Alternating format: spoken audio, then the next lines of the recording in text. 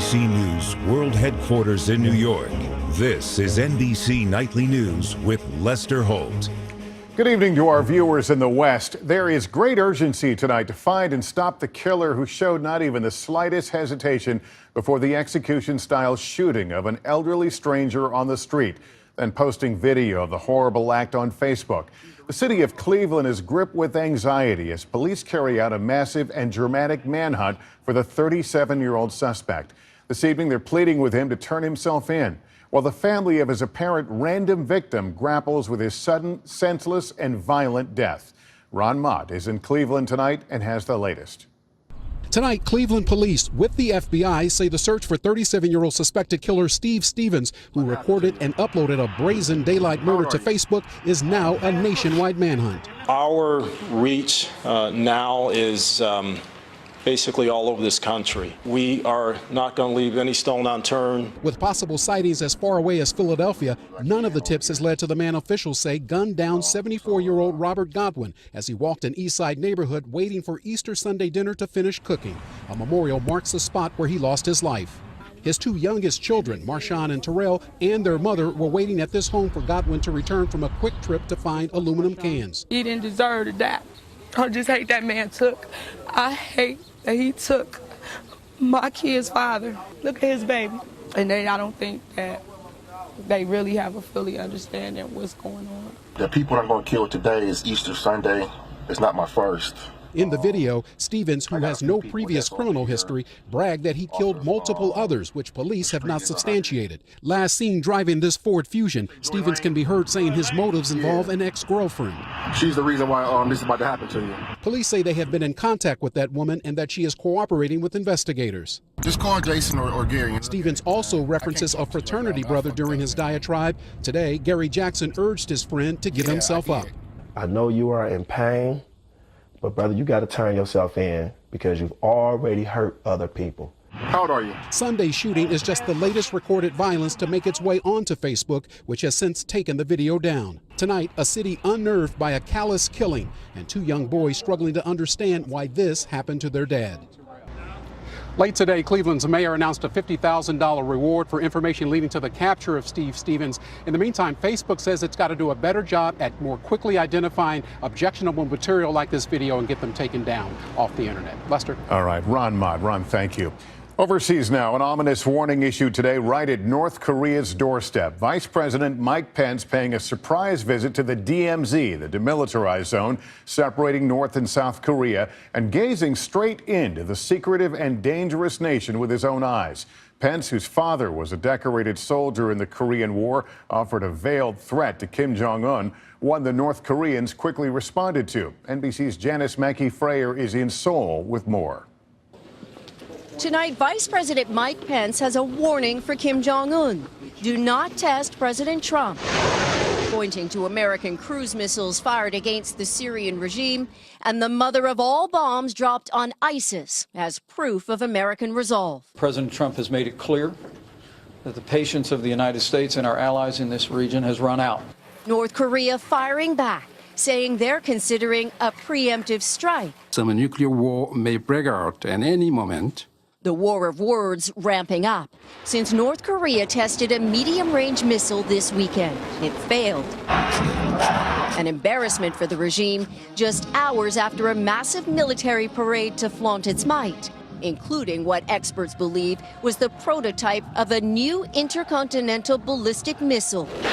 The concern that even failed tests lead to advances. We're now in a period of urgency with the clock ticking. In a sense that these programs are making very real progress toward a threat to the United States.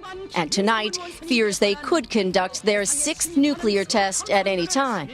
Justice Pence is making his first trip to the region, visiting the most heavily fortified border in the world, the demilitarized zone that divides the two Koreas. Pence looking towards the north, emphasizing what the U.S. will do to get North Korea to give up its nuclear weapons. We hope to achieve this objective through peaceful means, but all options are on the table. More than 28,000 U.S. military personnel are still stationed in South Korea, tonight on alert and in range of North Korea's arsenal. Pence also raised the possibility of negotiations with the regime. This morning, he meets with business leaders here in Seoul before moving on to Japan, also facing the direct threat of North Korea. Lester? Janice Mackey-Frayer in Seoul, thank you. Back home, President Trump told North Korea that it's, quote, gotta behave. His comments came as he hosted the annual White House Easter egg roll with First Lady Melania Trump. But as is often the case with his foreign policy, the president declined to give any specific details. We get more from Chief White House correspondent Hallie Jackson.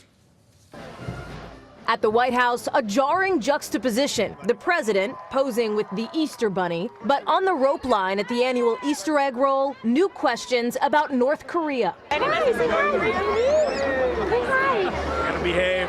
Later on Fox News. I don't want to telegraph what I'm doing or what I'm thinking. I'm not like other administrations where they say we're going to do this in 4 weeks, and that doesn't work that way. That strategy of suspense, a hallmark of this administration so far, isn't sitting well with Russia, where there's new tough talk. On Russian state TV, a Putin ally saying, quote, Trump is more impulsive and unpredictable than Kim Jong-un. The White House tight-lipped on next steps in North Korea. Drawing red lines hasn't really worked in the past. President Trump appearing to take his own advice in what you could call the art of the foreign policy deal. He's written negotiators should use leverage. In this case, that's his budding relationship with China, staying in close contact with Beijing. Secretary of State Rex Tillerson in touch with his Chinese counterpart this weekend. Fight back, the president's also advised, reiterating now all options are on the table, including military action if needed. And while he said successful negotiators should deliver the goods, experts aren't sure how he will in an intractable international conflict still unsolved after decades of diplomacy. So the danger is, of course, people will see this as a bluff, and great powers can't bluff. The president apparently wasn't bluffing on a different topic, tax returns, with the White House today not ruling out that he may never release them. Other Republicans, like Senator Tom Cotton, are facing fallout defending that decision. I'm wondering if you'll take the initiative to have him release those returns. As far as I'm aware, the president says he's still under audit. Senator Cotton loudly booed there with new questions about transparency for a president who got elected promising to drain the swamp. Lester? Hallie Jackson at the White House. Thank you. There's late word this evening that the U.S. Supreme Court is being asked to wade into a major fight over the death penalty, this time in Arkansas, where the state wants to execute 8 inmates by the end of the month, an unprecedented pace before one of its lethal injection drugs expires. The accelerated execution schedule that was supposed to start tonight is now hung up in the courts. And NBC's Gabe Gutierrez has details for us from Arkansas.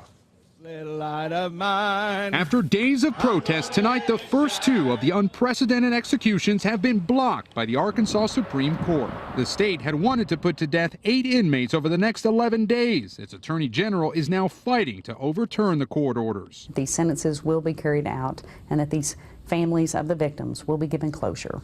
But among the legal challenges, lawyers for the death row inmates say the rapid schedule increases the likelihood that the executions will be botched and that the drugs used amount to cruel and unusual punishment. Drug companies are also objecting to the use of their products in the lethal injection. Arkansas's batch of one of those drugs, midazolam, will expire at the end of this month, so state officials say the executions are necessary now. It's been a 25-year nightmare for the victims that have had to deal with this, and now it's time for that justice to be carried out. Complicating things, one of the judges ruling on one of the cases was seen joining an anti-death penalty protest outside the governor's mansion. The judge never loses his or her humanity and never forgets that the law has to be followed. Today, the state Supreme Court barred him from taking up any death penalty-related cases. This is significant because at no point in modern American history has any state ever attempted to carry out so many executions in such a short period of time. Arkansas now in legal limbo, but the executions are halted, at least for now. Right now, the state's attorney general is appealing, trying to push forward these executions tonight. Meanwhile, late today, the lawyers for the inmates tried another option to make sure these executions don't go forward. They're now asking the U.S. Supreme Court to take up the issue, which it refused to do in February. Lester? All right, Gabe, thank you. Tonight, nearly a year since the passing of a musical giant, we're learning new details about the death of Prince, found unresponsive inside his estate. Newly released documents reveal what authorities found inside his home amid a deepening mystery into how he got powerful painkillers without a regular doctor or a prescription. NBC's Miguel Almaguer has details. The newly released search warrant reveals a troubling find inside Prince's Paisley Park estate, a sizable stash of powerful drugs for which the musician did not have prescriptions, discovered throughout his home, some inside bottles labeled vitamins and aspirin. Detectives also recovering a suitcase next to Prince's bed with his alias Peter Bravestrong, inside a powerful opioid and the handwritten lyrics for the hit song, You Got the Look. The megastar found unresponsive inside his mansion a year ago this week, killed by an accidental overdose of the powerful painkiller fentanyl. It's still a mystery where he obtained the drug and many others found in his home. This is indicative of somebody who has a huge problem, because once they start mixing these different types of medication, that's when things can go south. With court documents claiming some medications were prescribed to Prince under the name of longtime friend Kirk Johnson, the former drummer said he was unaware Prince was addicted to pain medication. But a drug rehab center said Johnson contacted them because the star was struggling with opiate use. Today, his attorney saying Johnson never supplied the drugs, which later caused Prince's death. Authorities seem to have indications there was prescription drug abuse, so they're following the sourcing. Where did that all come from? Tonight, in the death that shocked the world, still no criminal charges and an investigation that is far from over. Miguel Almaguer, NBC News, New York. In Maryland, a routine Army training flight went terribly wrong when a Black Hawk helicopter crashed in flames on a golf course. One crew member was killed, the others taken to the hospital with injuries.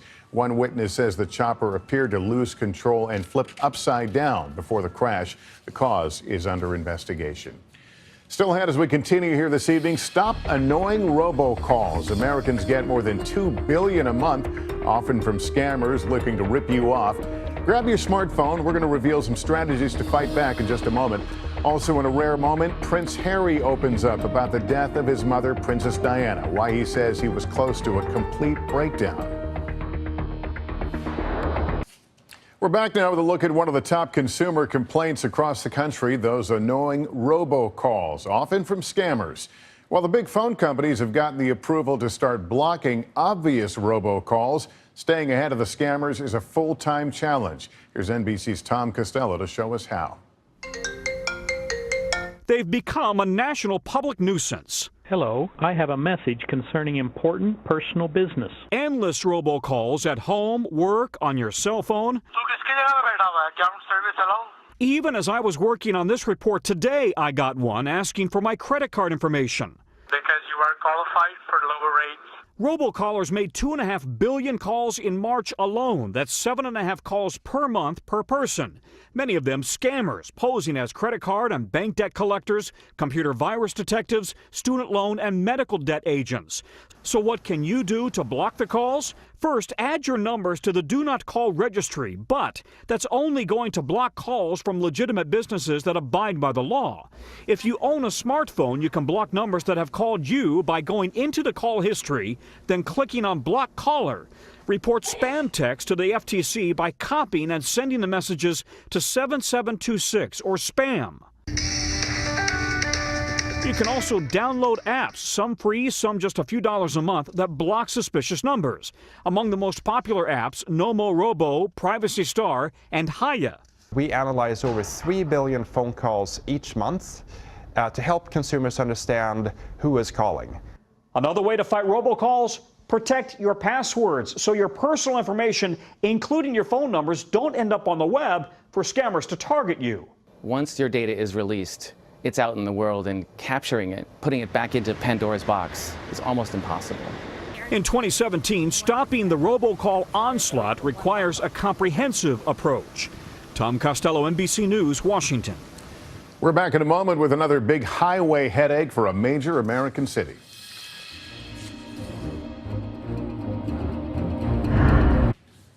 The traffic nightmare in Atlanta got even worse today. Part of a busy interstate buckled this morning as crews worked on a gas pipe below. It launched a car and motorcycle in the air. The motorcyclist landing 200 feet away and is now hospitalized in critical condition. A whole section of the highway was shut down. This less than 3 weeks after a massive fire collapsed a bridge on another major interstate there. Prince Harry is opening up tonight for the first time about the private pain that haunted him for years after the death of his mother, Princess Diana. He was racked with hidden grief, which he says caused chaos in his life before he finally made the decision to seek professional help. NBC's Tammy Leitner has those details. Tonight, Prince Harry going where few royals would have dared. I've probably been very close to a complete breakdown on numerous occasions. Getting extremely personal, speaking publicly about the emotional impact of his mother's death on a Daily Telegraph podcast. I can safely say that losing my mum at the age of 12 and therefore shutting down all of my emotions for the last 20 years has had a quite serious effect on not only my personal life, but also my work as well. He's very candid. This emotional candor, an unprecedented step from a new generation of royals. I think this was groundbreaking, the fact that he's chosen to talk about his own mental health. But it was a rough 2 decades for Prince Harry. There was the wild, naked weekend in Las Vegas, even the public embarrassment of being sent to rehab. It was 20 years of not thinking about it, and then 2 years of total chaos. And I couldn't put my finger on it. I didn't know what was wrong with me. Prince Harry credits his brother with getting him to seek help. He's been dating actress Meghan Markle for the last year. And he formed his charity, Heads Together, which combats mental health stigma. Once you start talking about it, you suddenly realize that actually you're part of quite a big club. A club with a powerful new royal voice. Tammy Leitner, NBC News, London. It's Patriots Day in Boston, the annual running of the marathon. Thousands taking part. In one of the incredible images of this day, Staff Sergeant Jose Luis Sanchez, a retired Marine who lost the lower part of his leg in Afghanistan. He ran the course while carrying the red, white, and blue. It took him about 6 hours to finish, wearing his Semper Fi shirt and a nation's gratitude behind him all the way. That's going to do it for us on a Monday night. I'm Lester Holt. For all of us at NBC News, thank you for watching and good night.